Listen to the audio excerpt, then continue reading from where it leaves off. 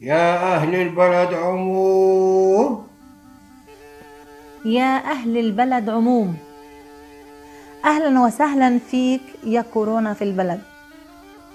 دخلت خلسة ولم يدرك بك أحد، ضحكوا عليك الناس واستخفوا فيك، ما عرفوا معنى ظهور نيوب الأسد.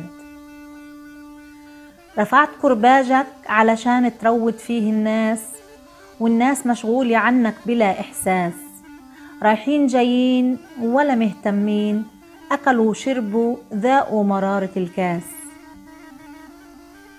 كل واحد بعد المصيبة عنده كلام، قاعد لحاله وبين ضلوعه زحام، بيعد على أصابيعه من الندم وبيصلي لربه تتنتهي الآلام.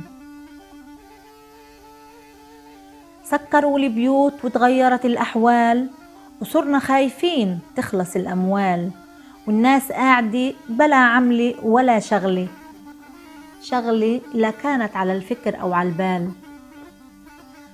عتبي عليكم يا ناس كل العتب، الوباء انتشر في البلد وانتوا السبب، من قبلنا قالوا درهم وقاية للعلاج، ودراهمكم للكلام الفاضي يا للعجب.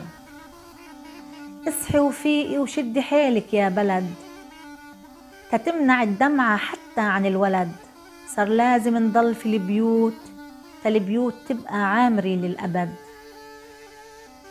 احنا كغصن اللوز على الشجرة رفيع، بكرة رح نزهر لما بيجي الربيع. فترة وتمر يا جماعة إذا انتبهنا، والحكي يا سامعين للجميع.